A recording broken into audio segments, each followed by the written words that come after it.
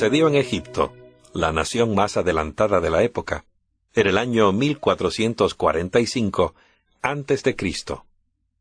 Durante 215 años, los hijos de Israel habían vivido allí y sufrido una dura esclavitud. Durante el último siglo, los faraones amigables que habían conocido y admirado a José habían muerto hacía ya mucho tiempo. Los nuevos gobernantes egipcios vieron a la siempre creciente comunidad israelita como una amenaza a la seguridad nacional, temiendo que en caso de guerra se aliaran con los enemigos de Egipto. Así que pusieron yugo sobre el pueblo de Israel, forzándolos a ser esclavos bajo su agobiante tiranía. Dice la Biblia, pero cuanto más los oprimían, tanto más se multiplicaban y se propagaban. Éxodo 1, verso 12. Los hijos de Israel gemían a causa de la esclavitud y clamaron a Dios, y el clamor de ellos a causa de su esclavitud subió a Dios. Dios oyó el gemido de ellos y se acordó de su pacto con Abraham, con Isaac y con Jacob. Éxodo 2, versos 23 y 24. Habían pasado más de 400 años desde que Dios había hecho un pacto con Abraham con respecto a su posteridad y su liberación. Y ahora había llegado finalmente ese día. Dios estaba listo y su libertador estaba también preparado. Y se encontraron Dios y Moisés, no en un palacio ni bajo la sombra de una gran pirámide, sino en el desierto de Madián, junto a una zarza ardiente. Y le dijo Jehová, ciertamente he visto la aflicción de mi pueblo que está en Egipto, y he oído su clamor a causa de sus opresores, pues he conocido sus sufrimientos. Yo he descendido para librarlos. Y dirigiéndose a Moisés, añadió, pero ahora ve, pues yo te envío al faraón para que saques de Egipto a mi pueblo, a los hijos de Israel. Habían transcurrido 40 años desde que Moisés había abandonado el palacio real de Egipto. 40 años que no hablaba el idioma egipcio. De hecho, durante esos 40 años, simplemente había cuidado ovejas en el desierto solitario. No tenía más esa seguridad personal de que había gozado como un orgulloso príncipe de la corte egipcia.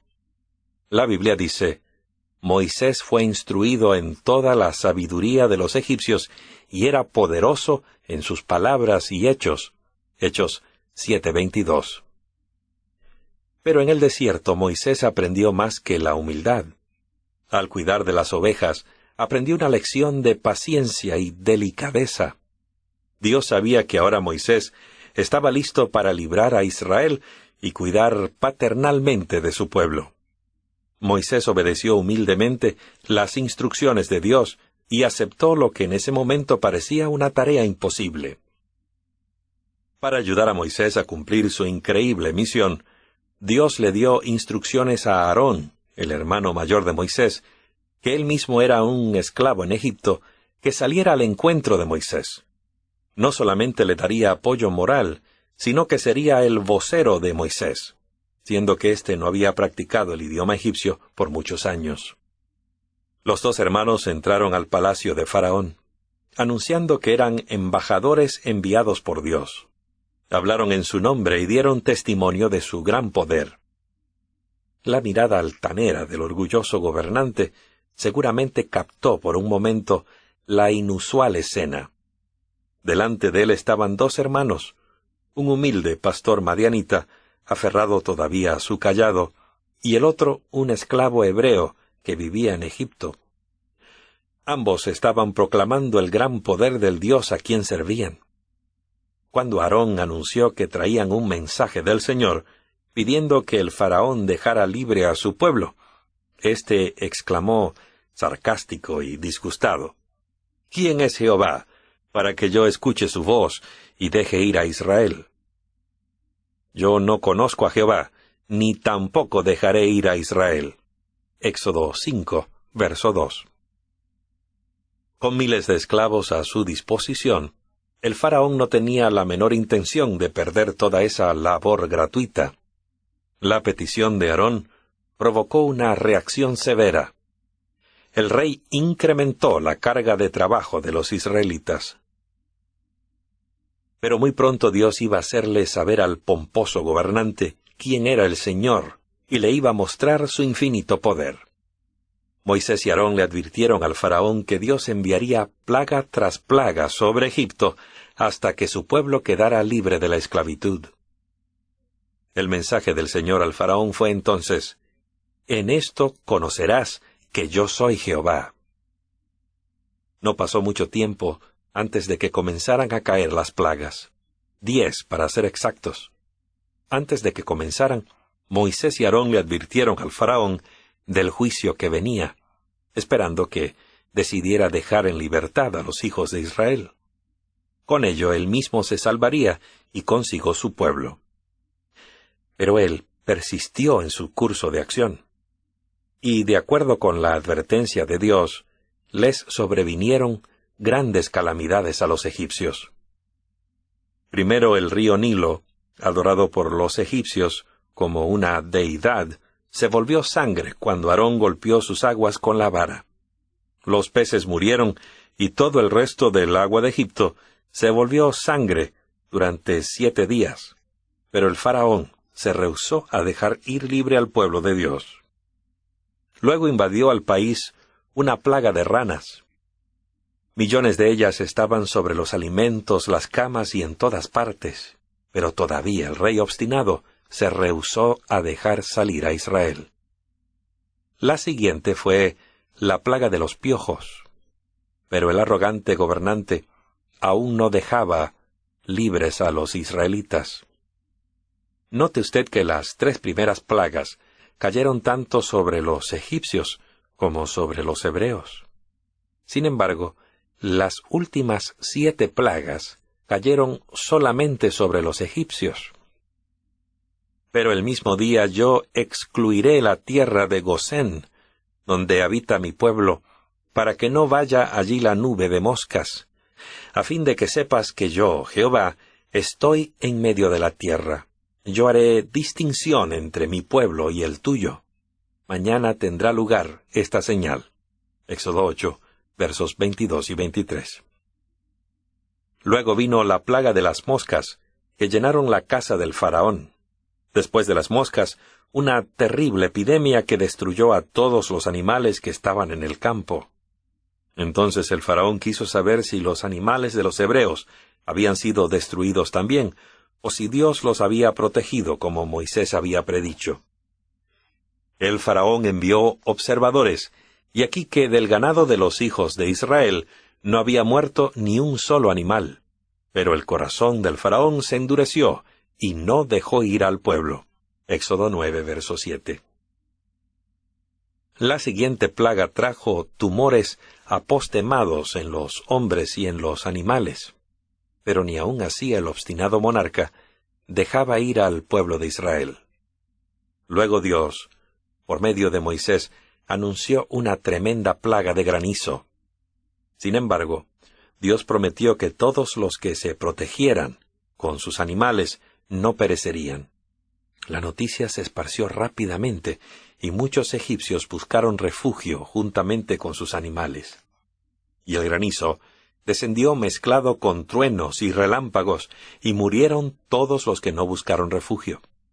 Los egipcios vieron claramente que la tierra estaba bajo el control de un Dios vivo, y que su única seguridad era obedecerlo. En algún momento, el mismo faraón contempló la idea de obedecer a Dios y dejar ir al pueblo de Israel, pero en cuanto terminó la plaga, se acabaron sus buenas intenciones. Moisés le advirtió al faraón que si se rehusaba a dejar ir los israelitas, la siguiente plaga sería un ejército de langostas. Aterrados por la idea de nuevas plagas, los consejeros del faraón le rogaron que dejara ir a los esclavos, pero el gobernante se rehusó a hacerlo. Y las langostas vinieron como se había anunciado. Luego hubo 3 días de completa oscuridad tan intensa que se podía palpar. Pero el rebelde Faraón continuó desafiando al Dios del cielo. Moisés declaró que iba a caer una plaga más sobre los egipcios. Era la última, y no debía considerarse livianamente. Un ángel destructor pasaría por el país a medianoche y mataría a todos los primogénitos de las familias en Egipto, tanto hombres como bestias. Nuevamente los hebreos se librarían de la plaga, pero esta vez no iba a ser suficiente ser hebreo o vivir en Gosén. A fin de evitar que se cumpliera la sentencia de muerte, se pidió a cada familia que sacrificase un cordero y rociara un poco de su sangre en los postes de la puerta como símbolo de su fe y lealtad a Dios.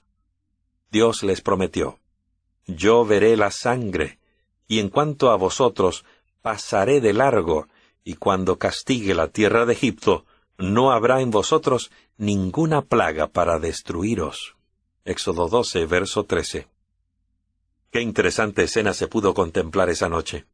Miles de familias hebreas y muchas de las egipcias observaban mientras el padre de la familia sostenía con una mano un recipiente con sangre y en la otra un manojo de hinojo con la cual rociaba los postes de la puerta.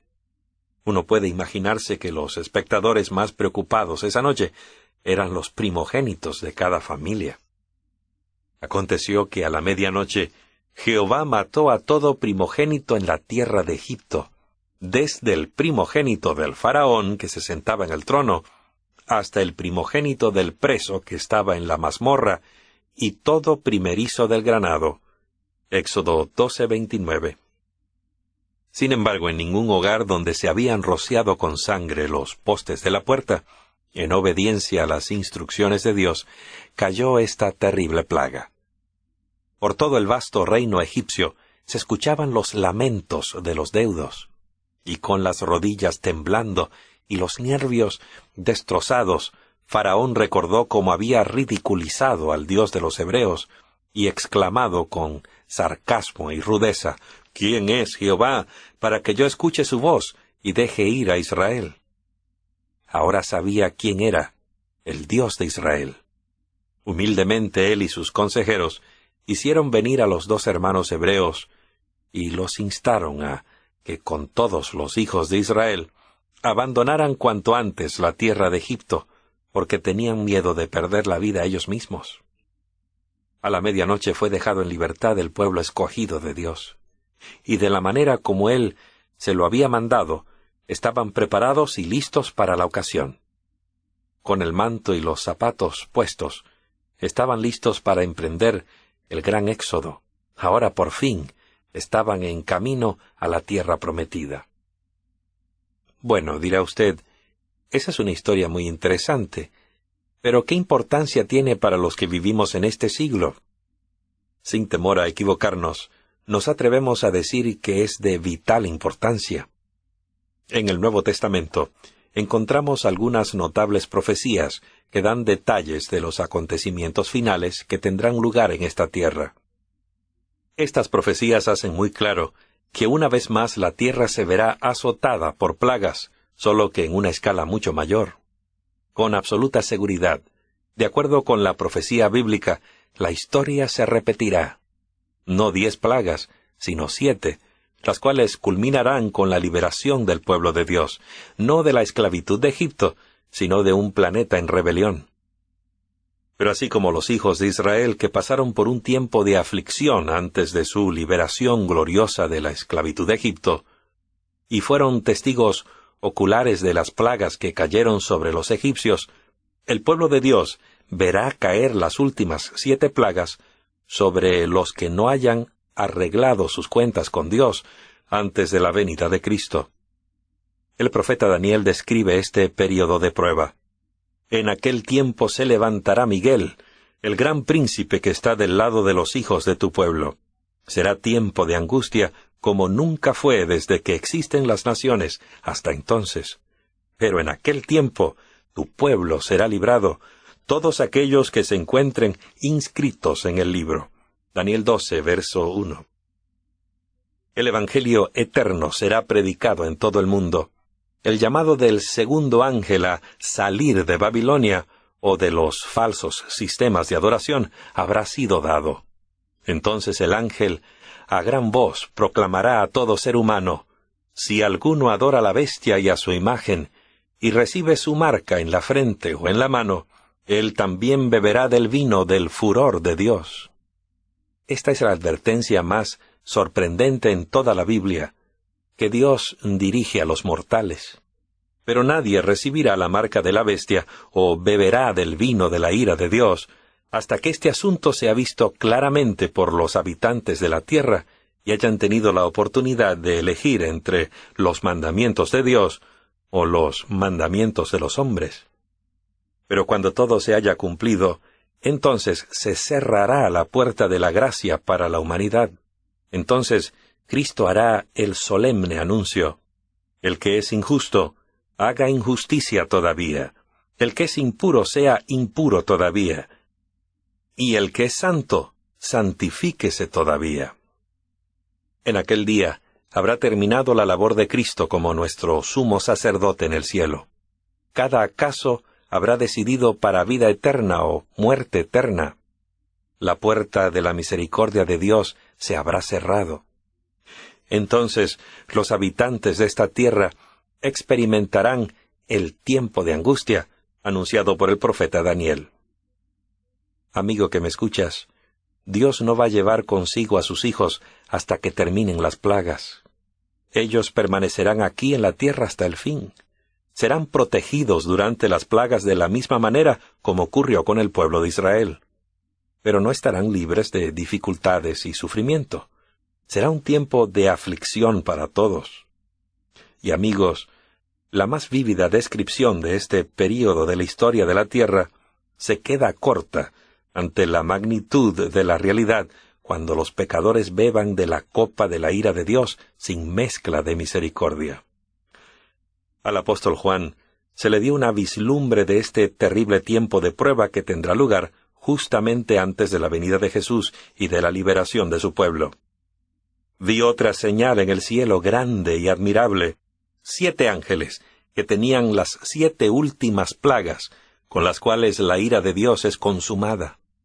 Dijo además el apóstol: entonces oí una gran voz que desde el templo decía a los 7 ángeles: id y derramad las 7 copas de la ira de Dios sobre la tierra.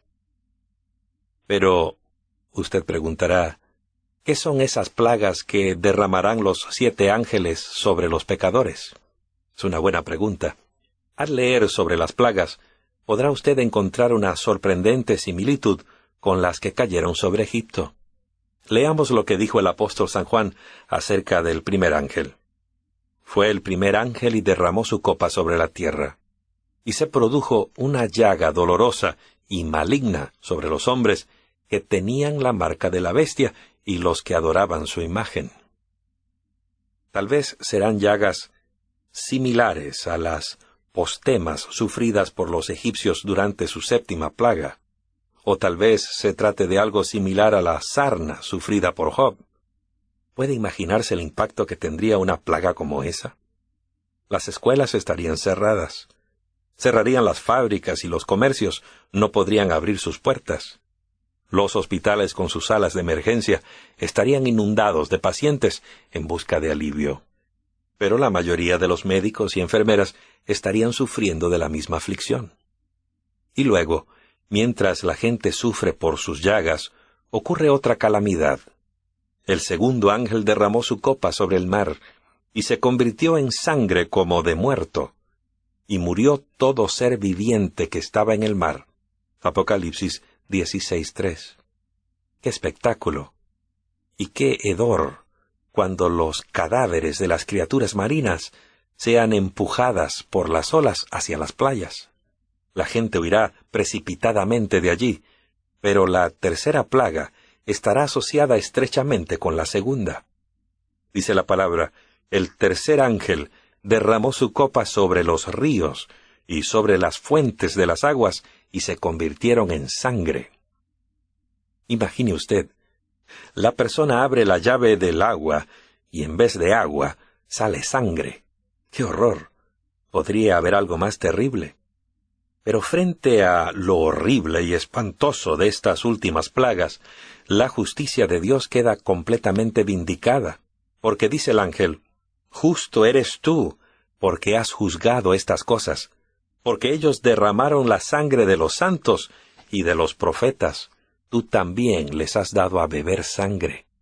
Durante ese tiempo, cuando los pecadores estén pereciendo de sed y no tengan nada para beber, sino sangre, se les hace la promesa a los que caminan en justicia: su pan les será provisto y su agua no faltará.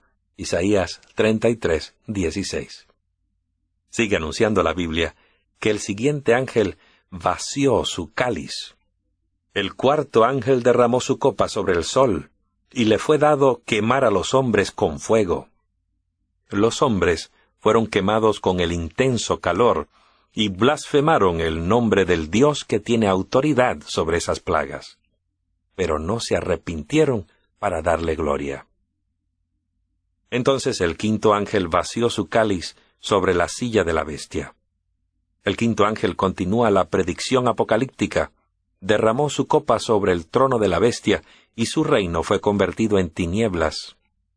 Se mordían las lenguas de dolor, y blasfemaron al Dios del cielo por sus dolores y sus llagas, pero no se arrepintieron de sus obras.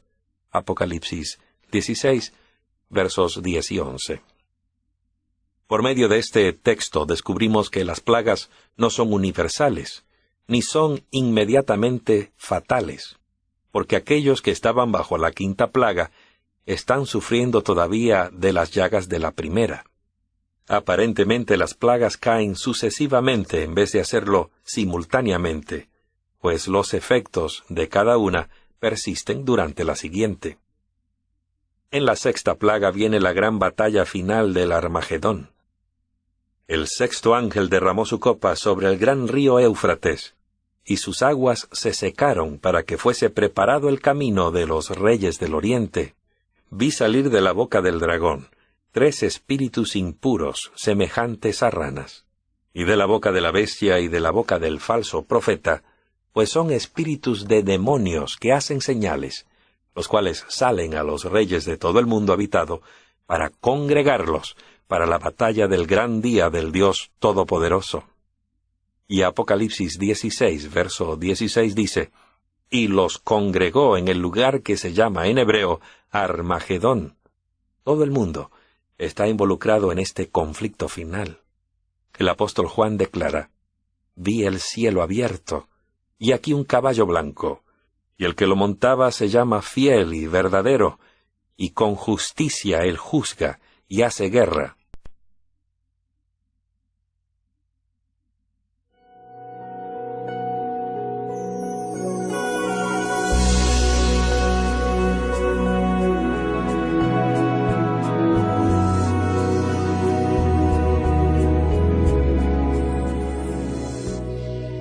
Sucedió en Egipto, la nación más adelantada de la época, en el año 1445 a.C. Durante 215 años, los hijos de Israel habían vivido allí y sufrido una dura esclavitud. Durante el último siglo, los faraones amigables que habían conocido y admirado a José habían muerto hacía ya mucho tiempo. Los nuevos gobernantes egipcios vieron a la siempre creciente comunidad israelita como una amenaza a la seguridad nacional, temiendo que en caso de guerra se aliaran con los enemigos de Egipto. Así que pusieron yugo sobre el pueblo de Israel, forzándolos a ser esclavos bajo su agobiante tiranía. Dice la Biblia: «Pero cuanto más los oprimían, tanto más se multiplicaban y se propagaban». Éxodo 1, verso 12. Los hijos de Israel gemían a causa de la esclavitud y clamaron a Dios, y el clamor de ellos a causa de su esclavitud subió a Dios. Dios oyó el gemido de ellos y se acordó de su pacto con Abraham, con Isaac y con Jacob. Éxodo 2, versos 23 y 24. Habían pasado más de 400 años desde que Dios había hecho un pacto con Abraham, con respecto a su posteridad y su liberación. Y ahora había llegado finalmente ese día. Dios estaba listo y su libertador estaba también preparado. Y se encontraron Dios y Moisés, no en un palacio ni bajo la sombra de una gran pirámide, sino en el desierto de Madián, junto a una zarza ardiente. Y le dijo Jehová, no tenía más esa seguridad personal de que había gozado como un orgulloso príncipe de la corte egipcia. La Biblia dice, Moisés fue instruido en toda la sabiduría de los egipcios y era poderoso en sus palabras y hechos. Hechos 7:22. Pero en el desierto Moisés aprendió más que la humildad. Al cuidar de las ovejas, aprendió una lección de paciencia y delicadeza. Dios sabía que ahora Moisés estaba listo para librar a Israel y cuidar paternalmente de su pueblo. Moisés obedeció humildemente las instrucciones de Dios y aceptó lo que en ese momento ciertamente he visto la aflicción de mi pueblo que está en Egipto, y he oído su clamor a causa de sus opresores, pues he conocido sus sufrimientos. Yo he descendido para librarlos.